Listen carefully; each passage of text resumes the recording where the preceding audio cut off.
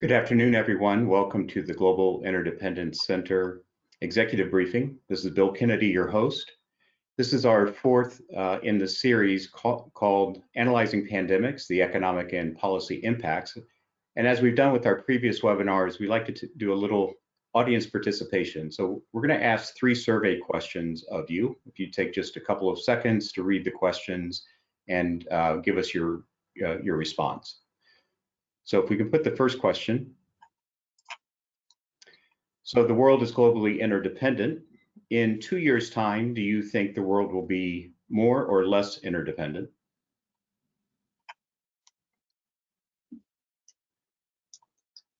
Okay, next.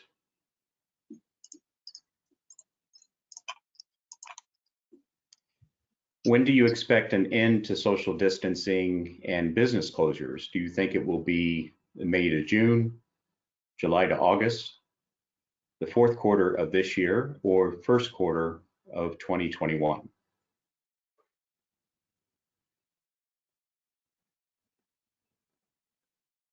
And then our final question. This particular question is premised on an assumption that there have been some challenges in the narrative, and today's theme is about a narrative. So we thought we would focus on how U.S. institutions are communicating. And we're talking about governments, could be federal government, state or local government, how policymakers are communicating, the healthcare industry itself, and even the media. If you think that communication is weak, is it because of a lack of timeliness, a lack of accuracy, or a lack of truth?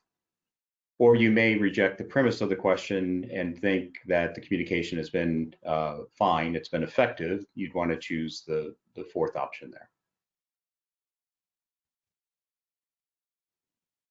Great, thank you all very much for participating. We'll come back at the end of the program with your response, but right now I'm thrilled to introduce my friend, Dr. Ben Hunt. Ben is the Chief Investment Officer of Second Foundation Partners, which is just up the road from here in Fairfield County, Connecticut, where it's cold. That's why we're both wearing sweaters today. Ben is also probably best known for his authorship of a very popular market newsletter called Epsilon Theory. Before co-founding Second Foundation Partners, Ben was an investment strategist with Salient Capital, based in Houston, Texas. He was a hedge fund manager and even a professor, I believe. Political science, was that right, Ben? That's it. Of all oxymorons, political science. You got it. Well, a great rounded background that I think will be very suitable for today. So thank you for joining us, Ben. We're really glad we finally got you on the show, and we're looking forward to talking about narratives. Great to be here, Bill. I really appreciate you having me on. Absolutely. So let me kick off maybe just a little bit of background. So you and your partner, Rusty Gwynn, you founded Second Foundation Partners, and you really have a novel approach to looking at capital markets by what you call the narrative machine. And this is taking natural language processing and big data and artificial intelligence and putting it all together and modeling to try to get a sense or an edge, if you will, from a capital markets perspective. Why'd you guys choose that path? Can you just talk about how that works? Sure. I mean, we have all these buzzwords in the formation of our company, right? And by the way, that's what our company does. We do research and we do publishing. We don't manage money. Where that's we're not in that game anymore. But we have these buzzwords. You mentioned some. We have more. But here's the thing. What we're doing with our research, our study on what we call the narrative, it's actually a very old idea. And the toolkit we're using is these are old tools. We didn't call it natural language processing when I was doing my dissertation on this, 30 freaking years ago. But that's what it was. Back then it was hiring undergrads to go look at microfiche, in the bowels of the library building and code it by hand. And gosh, I remember coding in Pascal on a, digital equipment mini frame, which some of your viewers and listeners are old enough to remember, but a lot of them aren't. This this is really all old ideas about trying to measure the unstructured data, the messages, the words, the speeches, the newspaper articles, the television announcements, all of these messages that we human animals are inundated with day in and day out. What has changed, and really just over the last 4 years, I'll say, is that our ability to now apply massive computing processing power to what is frankly a pretty simple calculation, right? This really doesn't require lots of machine learning and artificial intelligence and the like. It really is a brute force approach to comparing words, bags of text we call them, right? Comparing one bag of text and all the words in it to all the words in hundreds or thousands of other bags of texts, right? That's a factorial comparison, right? So if you've got 1,000 documents with 1,000 words each, that's 500,000,000,000 comparisons, right? So the numbers are very large, which is why you need the computing processing power on demand that you can get now from an Azure or an AWS. But it's these old ideas now with some new and cheaper technology that really allows us to try to investigate again these old ideas in a much more effective way. That's what we're doing. Even the basic idea for our efforts here, we named the company Second Foundation, which is from an Isaac Asimov science fiction trilogy that he wrote in the 1950s, the Foundation trilogy. I think it's the best science fiction ever written, frankly. And the whole idea of this trilogy that Asimov wrote was what he called the science of psychohistory. And his idea was that it was a science to try to understand the narratives, the human response to narratives, both as individuals but also as crowds, crowds that you might see in a market, crowds that you might see in an election. And what we're really trying to do is to push forward that research program that, like I say, began in the 1950s with science fiction, like most great research programs do. And it is really made possible today, we think, by the advances of just having massive computing processing power at our fingertips. So you talked about bags of text, and I think we've had more than our share of bags of text ever since the pandemic started. So you were very early in writing about the pandemic and talking about the narrative of the pandemic Yep. all the way back to early February, I think. Yep.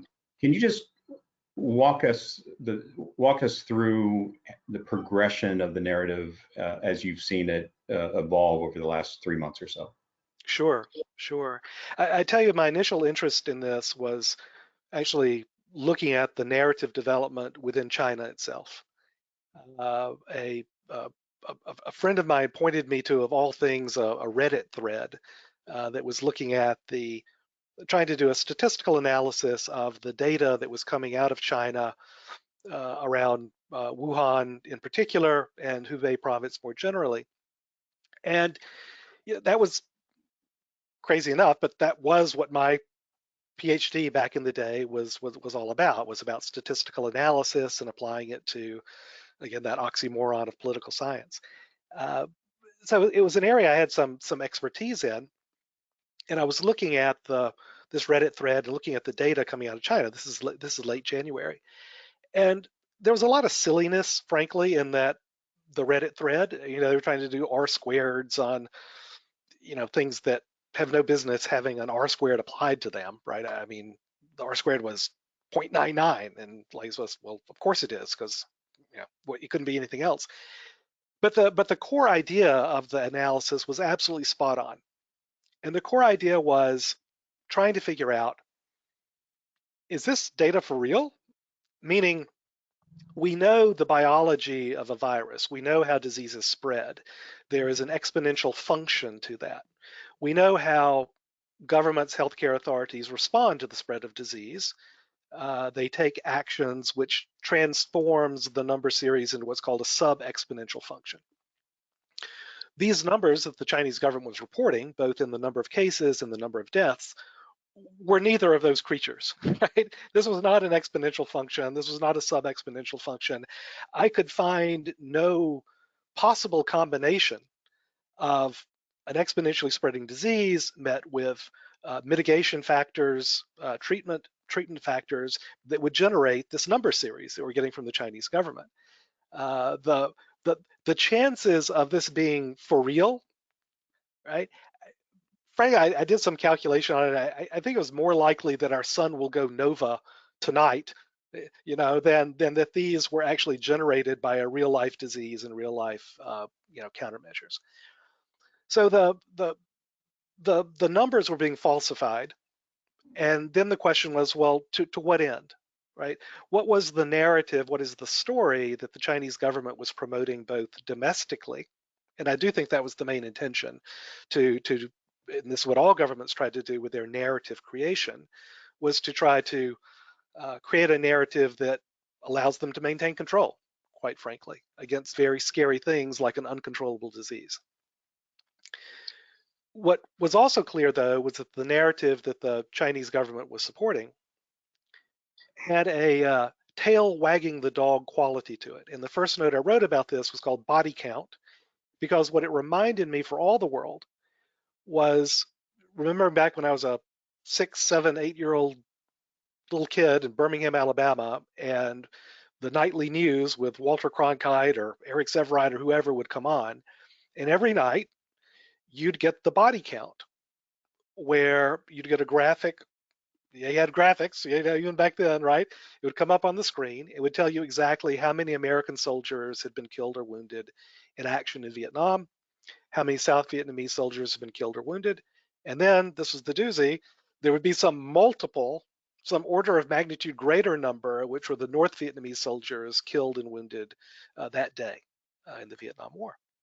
And of course, what we know today is that in many respects, the narrative tale, the need to report calming, soothing, in control numbers of winning the war in Vietnam, led to policy, war fighting policy, to generate those numbers that was actually very counterproductive to the war fighting effort itself. Right, the village pacification campaigns, the search and engage missions, all of these things were designed to justify, to provide some data, quote unquote, for the body count numbers that would come out. Right? And it was, I think, it was clear to me that the data coming out of China was being falsified. What was my belief, my strong belief, and I hold it to this day, is that it was being falsified in this particular way to try to present a narrative or image of control. What I also believe is that by presenting that sort of narrative, the actual policies that a government undertakes to support that narrative can be very counterproductive from an effort to actually prosecute the war. In this case, actually combat the virus effectively. So that was the start, Bill. That was the start of certainly my attention being paid here, was that narrative, that domestic narrative in China, and then how that domestic narrative and the policies that came out of that, how that spread around the world. So talk a little bit about that spread. Yep. I guess, and when we're talking about the spread, we're talking about the spread of the Of narrative. narrative, right? Right. So, and in fact, this has been Robert Schiller's book on narrative economics, which I think is it's a great read. The skinny of that book is that the way to think about narrative is you should use the same tools, the same econometrics, the same mathematics as you would to try to understand the spread of a pandemic. Right? And in a very real sense, and this is kind of one of the big takeaways I would like to leave your audience with, is that narratives are, and this is going to sound a little weird, they're a life form, right? They're a meme. A meme is a narrative, right? And we all know what a meme is, and we tend to think of a meme as some, funny GIF or GIF or however you pronounce it, that goes viral, right? And those words are intentional and they're exactly accurate.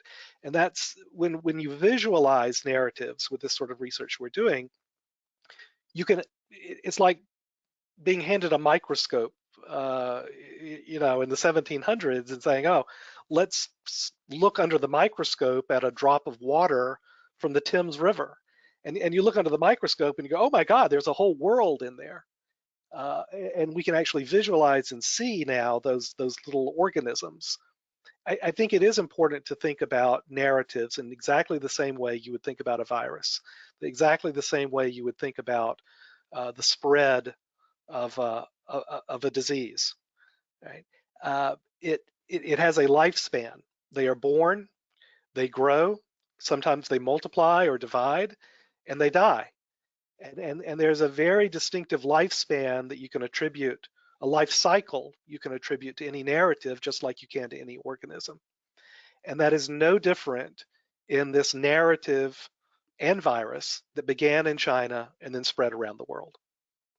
So when did you start to pick up in your work the narrative spreading, particularly to the United States, Yep. and really starting to become the front and center of the narrative based here and what was happening with the government response, the CDC response, the healthcare response? Maybe you can talk to that a bit. Absolutely. I will say I think the first vector for the spread of the narrative that came out of China was the World Health Organization, which I think did well, back up a second. I think the World Health Organization does amazing work, right?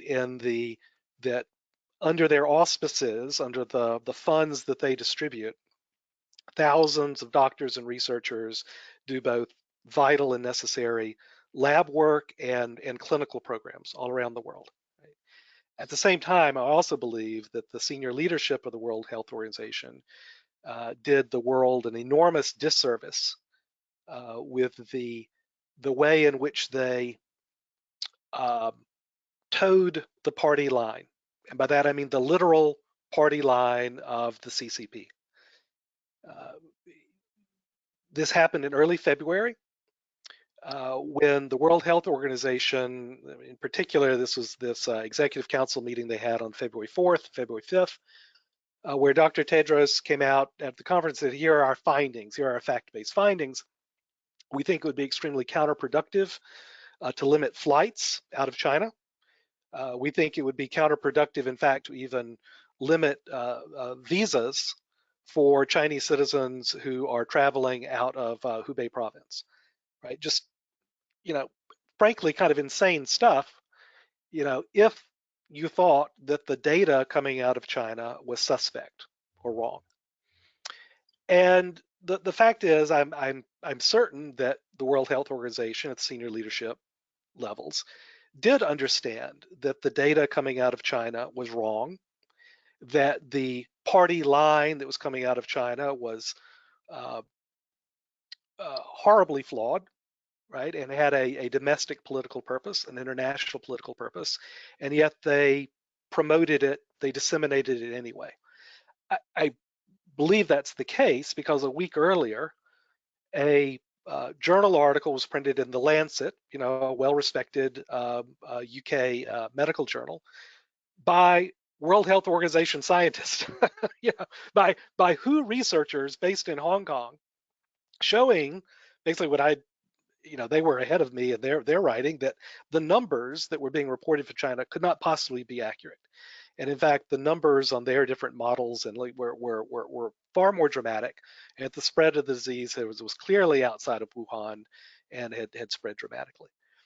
So I think that it's not just national governments that, for their own purposes, adopt an effort to try to control the narrative.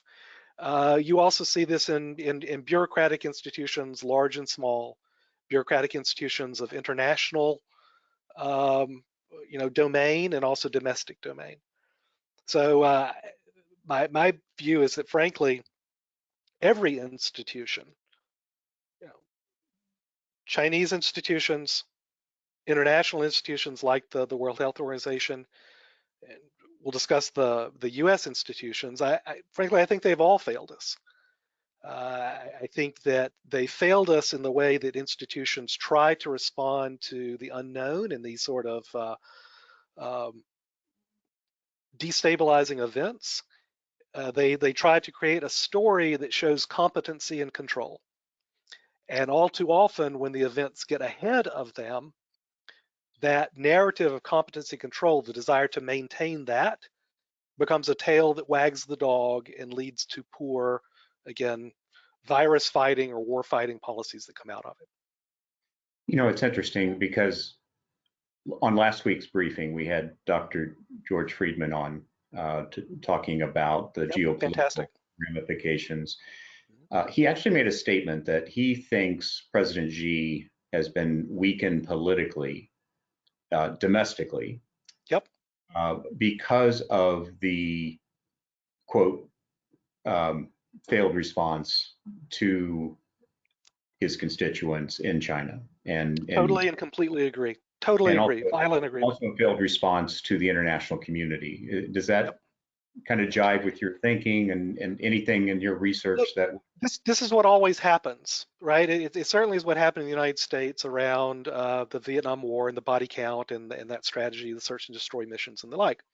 What always happens is that the world um, reveals the lie, and I call it a lie. Some would call it a noble lie, that you're lying to try to maintain control and competency and the like. And there can be I think a policy um, good that comes out of it. All too often, though, and this is a very strong belief I have, that's used as an excuse for leaders to maintain control, to maintain power. I think that was the case in the US experience around the Vietnam War. I think it's the case today around the Chinese experience around this virus. Frankly, I think it's the experience of the White House and other institutions in the US today. Specifically in China, I think that as the reality of Wuhan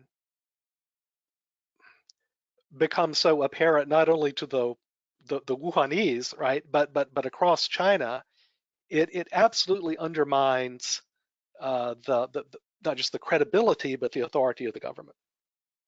It Hmm. is an emperor has no clothes moment when reality intervenes like that. So when you see so many institutions struggling to Yep, build and deliver a credible message, right? yep. Putting this in capital markets terms, there's volatility, there's risk, and there's uncertainty. And they're all related, but they're three very different Hmm. concepts. Hmm. Is it possible that all of these institutions are just dealing with one big fat uncertainty and they had to make a bet and the bet may not have, have paid off the way they had anticipated, or is it something a little bit more political or politicized than that? Well, it's a good question. Let's talk about the difference, right? And not to kind of, because what is the difference between risk and uncertainty, right? And there is a technical difference, right? It's what Donald Rumsfeld, he gets a bum rap for this, right? But when he was talking about you've got your known knowns, your known unknowns, and your unknown unknowns, right? And um, the fact is, he's exactly right in talking about that typology. A risk is a known unknown. A risk is something that you calculate, let's call it an expected utility. You say, okay, what are the odds of this happening, and what is the payoff here for if it goes bad or if it goes good. And if I kind of add up all the different known unknowns, right? I don't know whether, I'm going to draw a card here. I'm sitting at the blackjack table. I don't know what card's going to come up, but I know what cards are possible. I know what odds are attached to them. I know what cards I've got in my hand. I know what the dealer is showing. I can calculate an expected utility, a bet, for my action. What do the odds say I should do? And what so much of our lives in markets and in politics are quite rightly driven by questions of risk calculation, right? It's when you're being dealt a lot of hands. If I'm going to sit down and play blackjack or poker for a couple of hours, darn right I'm going to play the odds, right? That's how I'm going to do well. And that's also true in markets. Play the odds. You're sitting down every day and a new hand's being dealt with markets. You need to play the odds over time. It's true in politics as well. And then you have things like what Donald Rumsfeld was talking about. Then you have things like a war, right? A single event. You have things like a pandemic, a disease, a single event, where we can talk about, oh, if I ran this experiment 100 times, here are the odds of this happening or that happening. Well, you're not running the experiment 100 times. You're not sitting down and being dealt 100 hands of cards and playing the odds. You're getting dealt one hand. You're getting dealt one hand. And the whole notion of trying to maximize your utility when you know you're only going to be dealt one hand is so fundamentally different. Our decision making under uncertainty, I believe, has to be very different than our decision making under mere risk. Right? Generals, war fighters, Donald Rumsfeld even, right, have known this forever. Right? So your calculation, your decision making approach to fighting a war is very different than your decision-making approach to what's my investment portfolio, what's my electoral strategy. The issue, of course, is that 99.9% of the time we're living in a world of risk. We're trained to respond to a world of risk. If you are a politician and you make a decision on the basis of this one-time event, how should I respond to a once-in-a-lifetime event like a pandemic? And I think the effective response is to early take actions that have cost, have real cost and consequences, but because you've taken them early, will dramatically reduce the impact in terms of lives and treasure lost in this war, this pandemic, right? But if you've misgauged the situation, if it's not a question of you're dealt one hand, if this is just ordinary risk and you're a politician who says, well, I'm going to shut down the economy with no deaths, but we've got a handful of cases and I know how exponential spread works and I know the biology of this disease. And so darn straight I'm going to take these actions that seem draconian and over the top right now, but that's the price I'm willing to pay. It's like an investor who does a tail risk strategy, right? You know it is only going to happen once every 20 years, and you know that every year you're going to be paying that premium, that negative carry, but when you need it, it's going to help you out a lot. Most investors don't do that. And I think you're probably right not to do that in most cases, right? Because it's impossible to stomach and take that constant drain, negative carry, right? Where the insurance premium that you're constantly paying out. It's hard as an investor. It's equally hard as a politician. And you combine that with the political need, say, you know what? Let's craft the narrative here so that I can, show that I'm in control without actually paying the price of policy that would perhaps insure against losing control. I think that is a natural human urge. Like I say, it's happened throughout history with every crisis, every war, every pandemic. We're just seeing it happen again. And unfortunately, the consequences of that are always greater than needed to be losses of both life and treasure. It's a very interesting framework because one of the things the GIC is going to be focusing on is how does the economy open back up? Yep. And that uncertainty framework, the tail risk, that you talked about. It goes right to the heart of the debate we're seeing happening today Hmm. between the healthcare community and the economic and business community. Yep. Uh, we heard on one of our episodes here that the healthcare community is all about zero risk. The business and economic community is about calculated risk, but it's Hmm. not zero. And how soon we open up, there's got to be a lot of work on the narrative around that tug of war between healthcare and the economic side. Can you just talk about that, or anything that you're showing at Yeah. your? So what I would say is that when you look at how, again, the narrative developed in the West, and we'll focus on the United States, but also a little bit on Japan here, um, what what I think you clearly find is that the government institutional narratives are always behind, right? They're always behind. They're always looking to find some CYA narrative. Uh, they are always, and this is again the way a disease spreads. Whatever we are experiencing today, it's like looking at the light from a star, some light years away. The light you see today was actually generated, sent out, some period of time ago.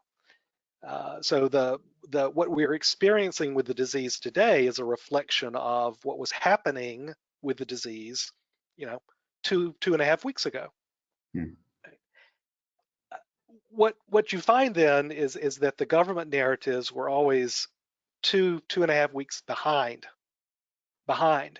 And not only were they behind, but they had as their motivation, again, this notion of projecting an image of competence and control, of not taking any actions that actually had an economic cost behind them, because that's going to be unpopular.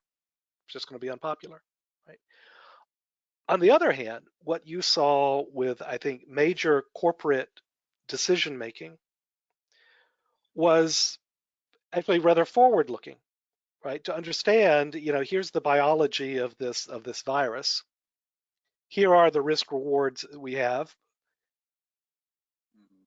Calculated risk, yes, but understanding that the calculation is not just what's happening today, but is our staff, our people, our brand going forward for a longer period of time. So what I think you saw early on in the United States, so I'm thinking of companies like Google, right? Companies like Apple, which put in, I would say, much more restrictive, we'll call it visa controls, right? So if you were going over to, you know, the Google headquarters, you're going out to Mountain View or something, it was far stricter than what we United States had as their policy, right? Where, oh, have you been in, Hubei in the past 14 days? Well, no, it was actually 16 days ago. Okay, you're fine, right? Hmm. No, no, no. Google wasn't having any of that, right? Have you been in China the last 30 days? Okay, nope, you're not coming in. You're not coming in. What you saw early on, for example, I thought this is very telling. The organizers of the Tokyo Marathon in mid-February, they canceled the event. They canceled the event in March. Uh, the Japanese government at the same time was still very much on, oh yeah, the Olympics are fine. The Olympics are going to happen. What are you talking about? Of course we're not. We're going to have the Olympics. But here, the private organizers of the Tokyo Marathon said, no, not doing it. We'll still have the race, right? The race meaning we'll still have our invited 100 elite marathoners, but the 35,000 other hobbyist marathoners that were going to participate in the Tokyo Marathon, nope, done. We're canceling it, right? So I think you saw then, and I think you were seeing again today, actually businesses being ahead of the politicians in their policies and their thinking about handling it.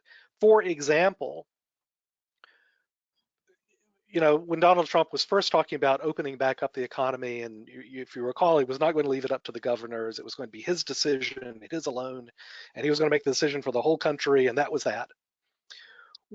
What happened then was he said, "Yeah, I'm going to talk to business leaders tomorrow. The best of the best. We're going to talk about what they're saying about opening it up." His expectation was that the business leaders, right, the Tim Cooks in the world would say, "Oh yeah, we got to get it going. Come on, guys. Come on, White House. Let's open up. We got to go. We got to go." That was not the case at all. right? The business leaders who talked to Trump in the White House that next morning were saying, yeah, we'd like to get going sooner rather than later, but we're not going to open up our campus if we don't have testing, temperature testing there for everyone who comes in, right? Do we have ubiquitous testing in the area and ability to do contact tracing if something's amiss? Are you kidding? We're not going to get going. Hmm. So I'm going to be very interested to see what the actual business reaction will be, for example, in Georgia and Ohio over the next 2 weeks, where it's been a political decision. Uh, Texas could be another example, right? Where the Texas lieutenant governor is saying, "Gosh, it's important for us to risk our lives for the economy. I'm willing to die," and it's just crazy stuff, crazy stuff. But it's going to be very interesting to me to see what actual business policy is in reaction to this. I don't think it's going to be as gung ho for reopening as the political narrative in some of these states would suggest. We'll see, but that's been my experience around narrative, that actually private enterprise has been ahead of the government in their policies and how they are thinking about this virus. So I want to get to the audience Q&A. Just one last question for you, which kind of gets to the government narrative. You've written a lot about don't test, don't tell. Yeah, This whole yeah, this that's my whole phrase. idea of how the test, we've heard that the way out of this is testing, testing, testing, Yep, but the testing angle of this is just really um, it's fallen short. And some of the profoundly feedback disappointing. we've had on the three prior webinars has really been a lot of questions about what is wrong with the testing capacity and the messaging around the testing. Can you just take a couple of quick seconds or quick minutes, give us Sure. your take on that, and then we'll get into Q&A. Sure. I think that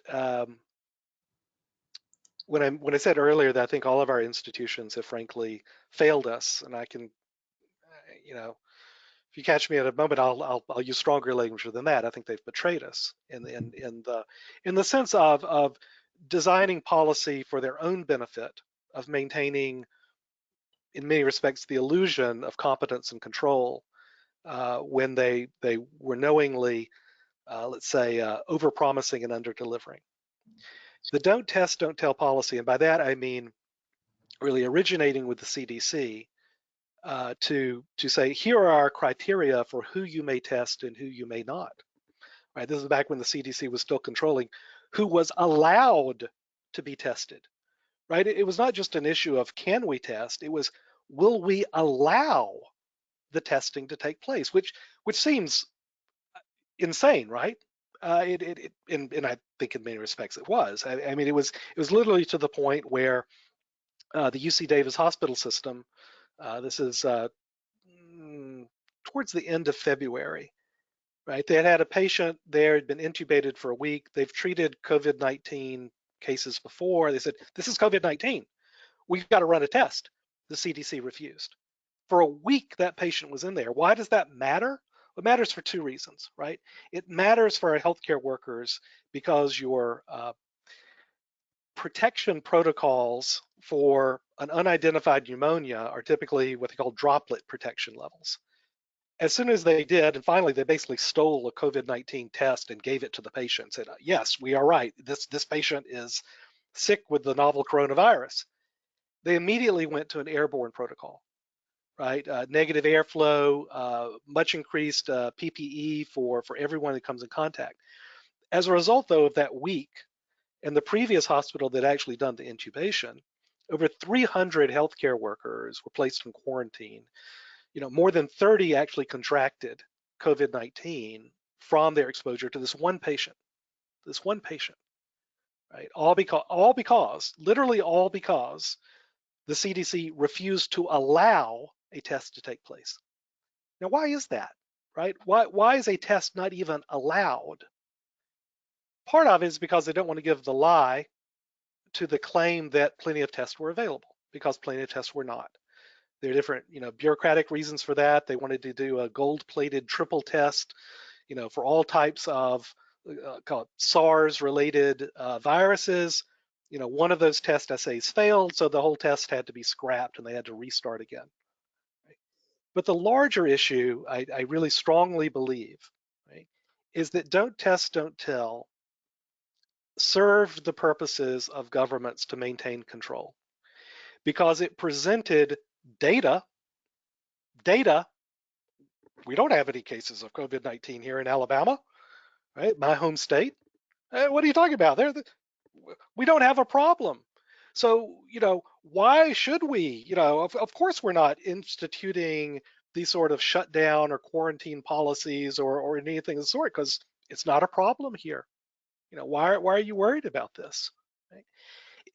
It gave the illusion of science and data, which is something that is so rampant, right, in our society. But this is not a Republican versus Democrat thing. This is not a U.S. versus anywhere thing. This is a modern society thing that we construct facts, we construct data to support the opinion or the narrative that we want to present. And my strong belief is that don't test, don't tell was absolutely part and parcel of that society-wide impulse that we have today. Great, thank you for sharing that. Okay, so we're going to move now to the Q&A portion. We've got about 15 minutes left. Just as a reminder, if you'd like to ask a question from the go-to page, there is a dashboard to the right-hand side. You'll see a little gray box that says questions. Click that open. You can type in your question. That'll put it in the queue. We'll let those line up here, and we'll get some questions off to Ben. Before we get to the Q&A, let's take a quick view at our survey results. So Colleen, if you could put those back up.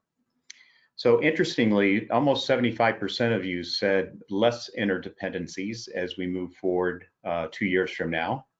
I'm surprised it's that low. And that's actually higher than our prior two Wow. surveys. Yeah, so we've seen it moving. This one shows to be moving in a more or a less interdependent direction. All right, question 2. So this has been pretty consistent. Most towards July and August. Some think it's still a fourth quarter event. Quarter of you say first quarter of next year. Okay, and then question 3.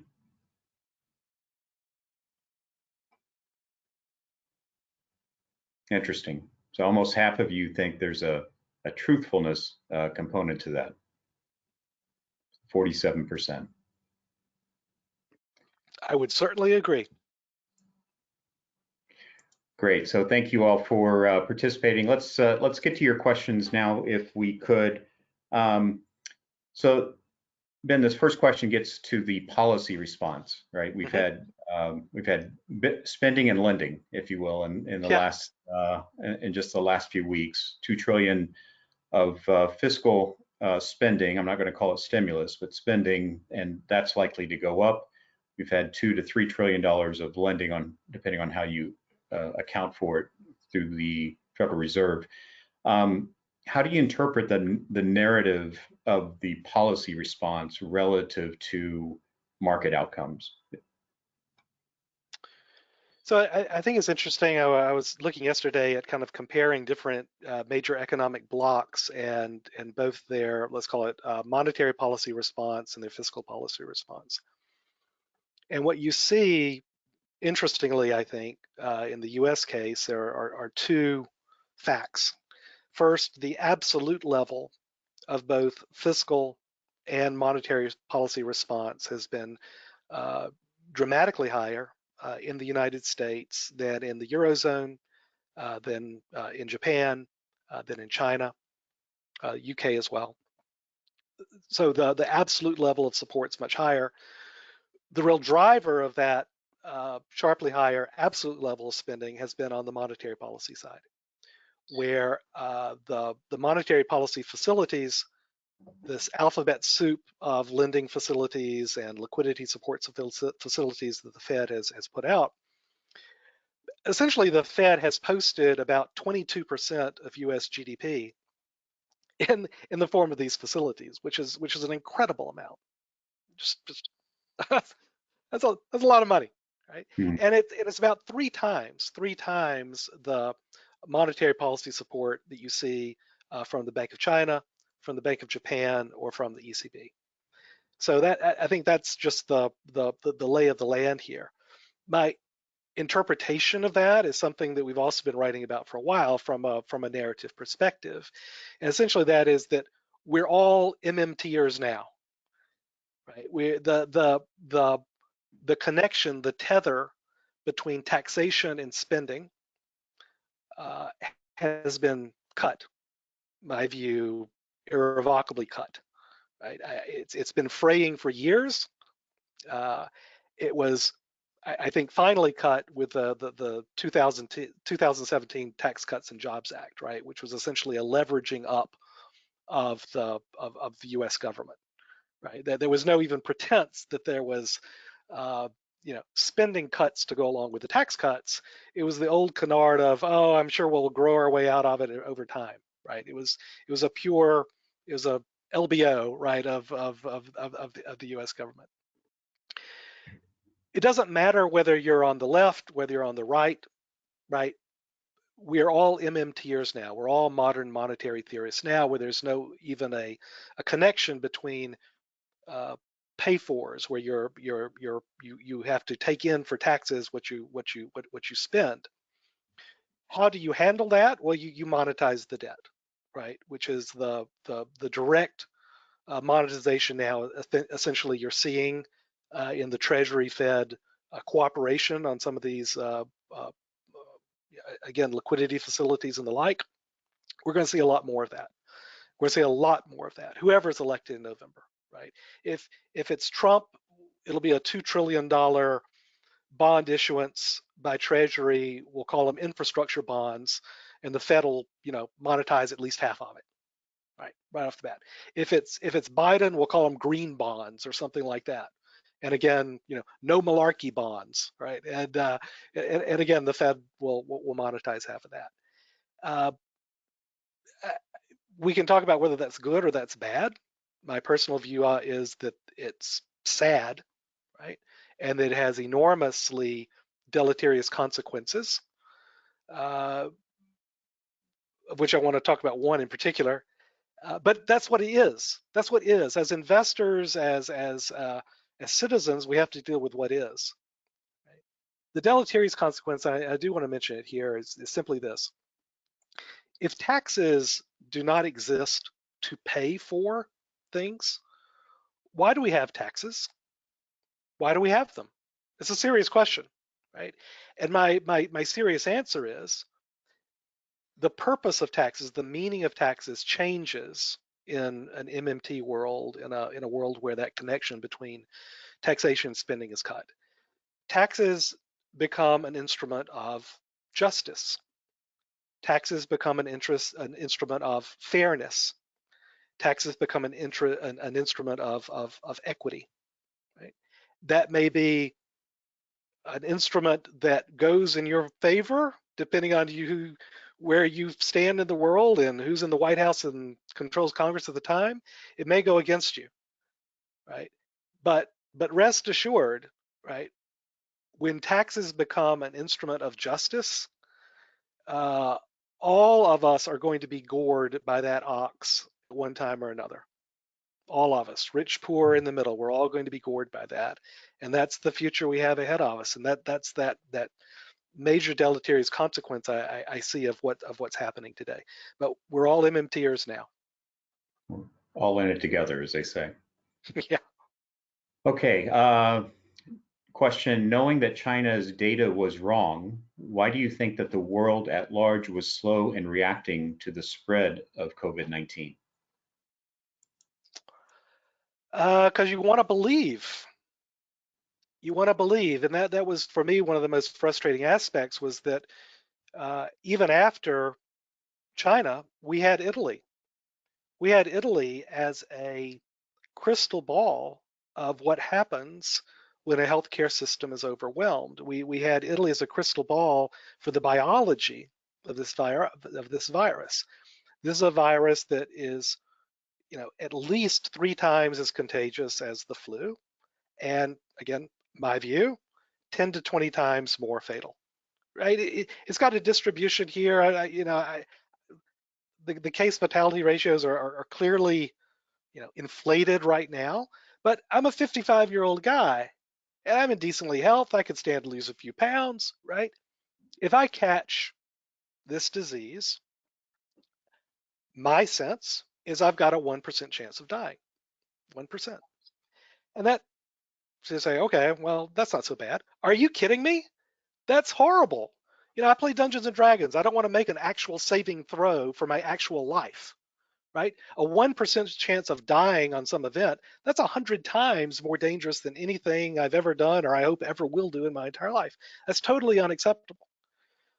But here's what's worse. If our healthcare system has failed, has been overwhelmed, if I don't have access to an ICU bed, if I don't have healthy doctors to take and nurses to take care of me, right?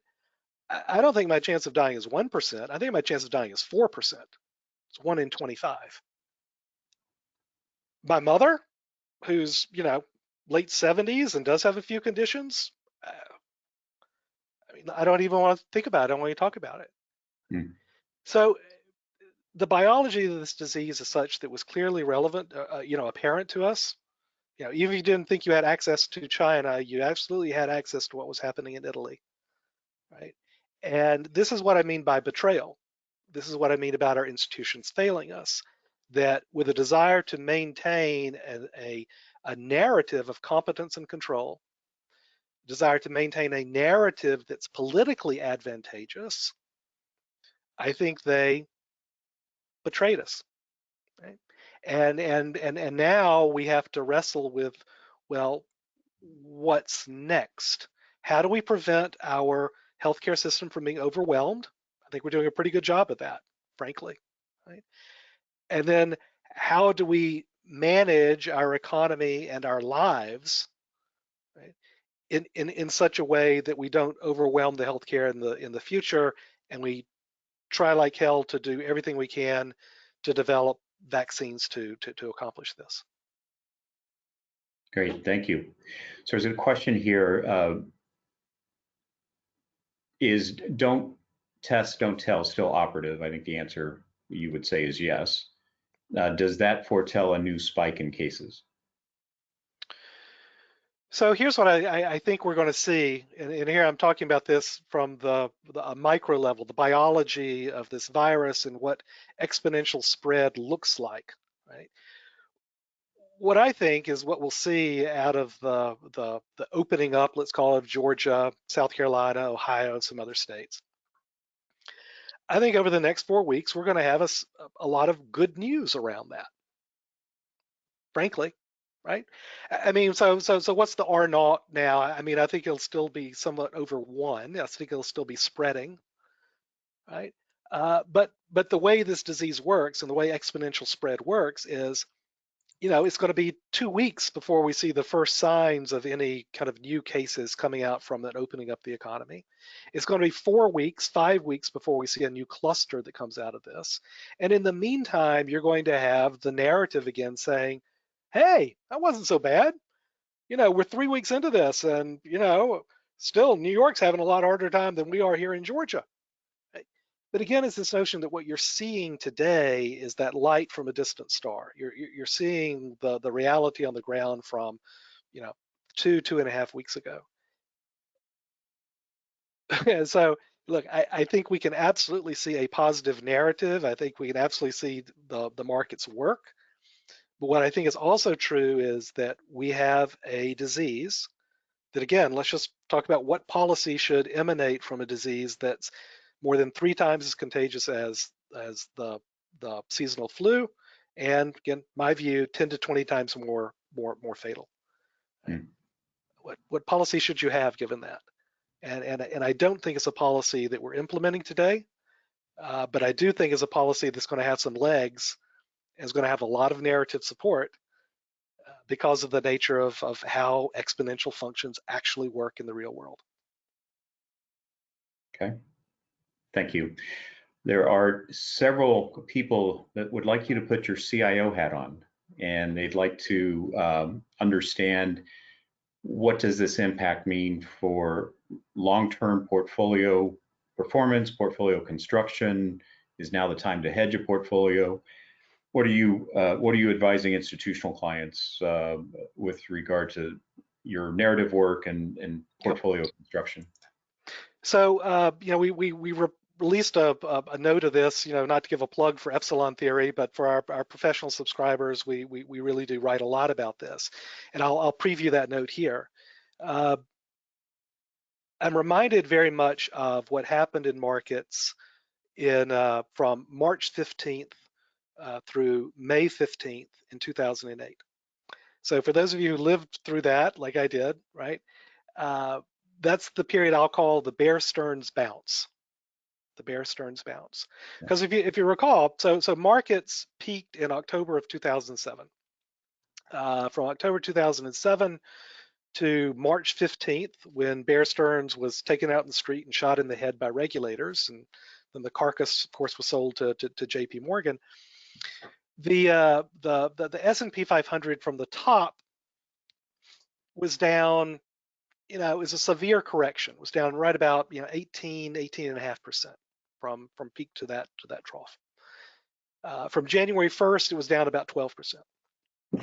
From March 15th to May 15th, the market came roaring back. Because why? Narrative. The narrative that came after Bear Stearns was liquidated was that Bear Stearns was the bad apple.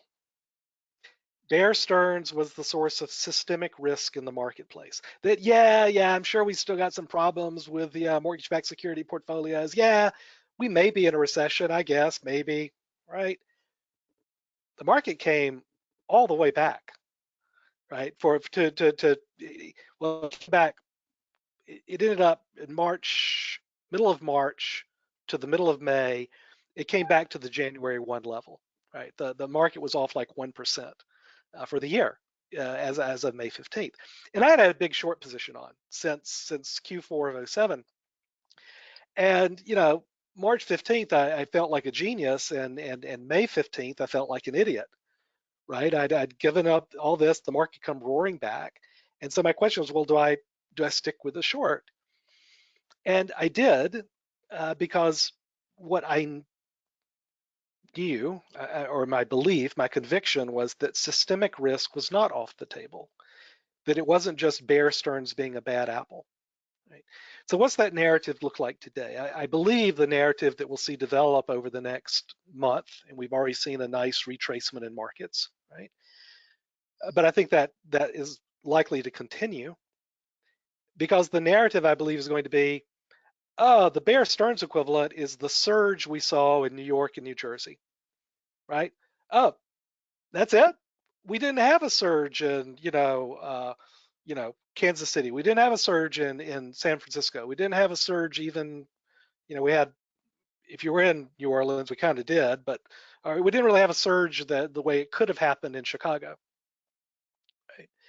So the idea, I think the narrative is going to come out is, systemic risk is off the table, meaning our healthcare systems can't get overwhelmed. Therefore, I think the market, continues to move higher, frankly. Right? But I come back to the notion: do you still believe that systemic risk exists in the world? Do you still think there is a risk of the system being severely damaged? I do. Right. The question is, can you stay short? Right, while the narrative in the world changes, as it did in that Bear Stearns bounce. We all remember the 50% decline from, May 19th to, through March of the following year of 2009. We all remember that, right? But what we tend to forget is that Bear Stearns bounce.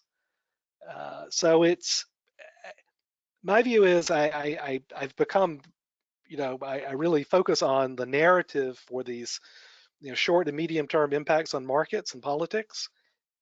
But when an event comes around, like in 2008, where you had a nationwide decline in home prices and a $10 trillion asset class that was fatally flawed by its reliance on that asset, I feel like we have a very similar situation today. So that's the advice that I give to portfolios. How do you hedge that? It's Here my advice is going to be a lot more straightforward. You don't hedge it, you reduce your exposure. I can't tell you how many people in 2008, how many portfolios tried to maintain their book, whatever their book is, by constructing clever hedges, against it to try to reduce their net exposure while keeping their gross exposure high. And I also can't tell you how many people found that an extremely disappointing experience, right? Because your hedges, your clever hedges, simply will not work the way you expect them to. And when you have little bounce backs like this, they'll rip your face off and you can't stick with them. So just So, get so small is what you're you just, suggesting. that's what I'm saying. Take your gross exposure down. That's the best way to hedge. That's the best way, I think, to handle this sort of situation. If you're not a professional, portfolio manager, you're not trying to, you know, trade this market. Got it. Okay, two final questions very quickly, and this one is a great question. If you had to choose only one, what narrative would you like to see go viral?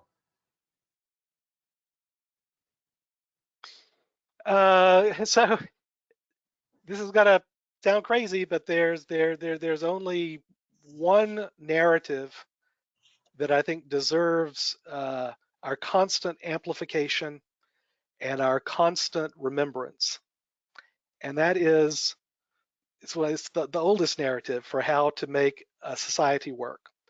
Do unto others as you would have them do unto you.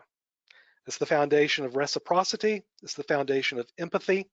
It's the foundation of cooperative international games. It's the foundation for interdependence. Do unto others as you would have them do unto you. It's it's old wine. It's good old wine. We need to put it in as many new bottles as we can. That's the narrative I want to see shouted from every rooftop, every chance we get. Great. So just three key takeaways everyone should take with them from this conversation. One, you asked that question about interdependence, right? The survey. I mean, I'm 100% that there's going to be less interdependence. That makes me sad, but I think that's what is, right? What we are seeing is a transition of, I think you can describe international games as what we call a stag hunt, right? A stag hunt, like many games, has two equilibria. It can be a cooperative, it's called a cooperative game because you can have an equilibrium, a balancing point where everybody is better off because they do cooperate, but you can also have an equilibrium where everyone competes, right? They are both stable equilibria. These are not mean reverting phenomena. You're at either one or the other. And I think we've had our day with the one, the cooperative equilibrium, and that we are moving post haste to that competitive equilibrium. And that's the thing about an equilibrium, it sticks, Mhm. right? That's one, the transition of the stag hunt game. Two, what is narrative? The narratives are a life form. There's a world of narrative as real as the world in which you and I are talking right now, Bill. And thinking in terms of visualizing and thinking of narrative world and the way it actually has a systematic impact on our human behavior, it'll change your life once you start thinking about narrative world in that sort of rigorous way, right? Third, I think what we're seeing is, again, this transition of capital markets into political utilities. Again, it's not a mean reverting phenomenon. This is a one-way ticket. It's a one-way ticket that MMT takes us to. It's a one-way ticket that we see in all of the emergency programs that we're instituting. Because the way it always happens is that emergency government action always becomes permanent government policy. I'm not saying that's good. I'm not saying that's bad. I'm saying that is. And so this stuff doesn't get reversed. It's a one-way ticket. Great. Ben, we're gonna have to leave it there. Thank you very much for your time and fascinating insights. We really appreciate you being on the executive briefing today. Just as a reminder to all of our audience, we're doing this as a public service from the Global Interdependence Center. We have a great lineup between now and the end of May. Next week, we'll have a show talking about policy with some experts from Washington, D.C. The president of the CDC Foundation, Judy Monroe, will be with us in early May. We'll have some economists mid-May to talk about the economic impact in Europe. We'll have a very special presentation to focus on small business in America. And then we'll wrap up at the end of May with some monetary policy expertise from the Federal Reserve System. So keep an eye out for the invitations from the GIC for future webinars. As a reminder, we are a nonprofit organization based in Philadelphia. We're a 501c3. We're able to do this because of generous donations from individuals like yourself and some companies. And if you'd like to donate or want to consider joining as a member of the GIC, please go to the GIC website. That's www.interdependence.org. Thank you all for your attention and good afternoon.